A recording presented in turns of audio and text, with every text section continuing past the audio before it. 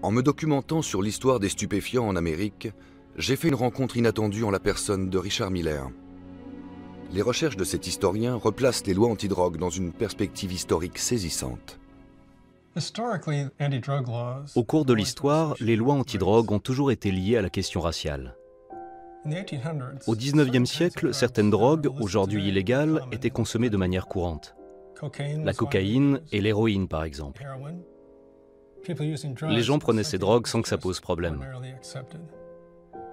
Dans le Sud, les Blancs aisés d'un certain âge, les femmes au foyer en particulier, prenaient souvent de l'opium.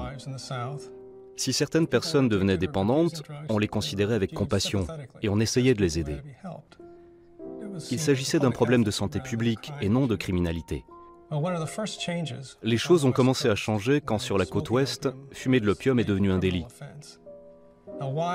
Pourquoi fumer de l'opium était-il illégal en Californie, mais pas au Mississippi? Que se passait-il en Californie pour qu'on s'en inquiète? En fait, la raison n'avait rien à voir avec la drogue elle-même. Le problème, c'est que ceux qui fumaient de l'opium étaient chinois.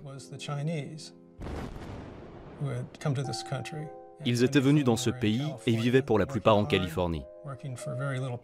Ils travaillaient très dur pour des salaires de misère et ont fini par connaître une certaine réussite. Quand ils ont commencé à prendre des emplois aux Blancs, les hommes politiques ont cherché un moyen de les criminaliser pour s'en débarrasser. Bien sûr, on ne pouvait pas jeter des gens en prison parce qu'ils étaient chinois.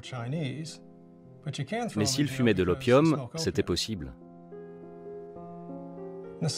Pour la cocaïne, il s'est passé la même chose. Elle était consommée par la population blanche aisée d'un certain âge, des hommes d'affaires, des médecins, des femmes au foyer. Tout ceci était parfaitement légal, mais à la fin du XIXe siècle, la cocaïne a été peu à peu associée aux Noirs. On disait qu'ils étaient increvables, capables de résister aux balles de la police et de travailler nuit et jour sans se fatiguer. Une fois encore, les emplois des Blancs étaient menacés. On a donc commencé à promulguer des lois contre la cocaïne. On n'arrêtait pas ces gens-là parce qu'ils étaient noirs, mais parce qu'ils avaient enfreint une loi sur l'usage de la drogue. Ensuite, ça a été le tour du chanvre, dont la réputation a changé. Le chanvre était une culture tout à fait légale, qui remontait à l'époque coloniale, et c'était un produit commercial très apprécié.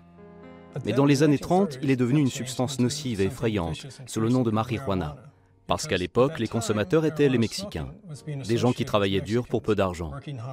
Une fois de plus, il n'était pas interdit d'être mexicain, mais en revanche, on rendait illégale l'une des pratiques de cette population. Ces lois ont créé un dangereux précédent de contrôle racial.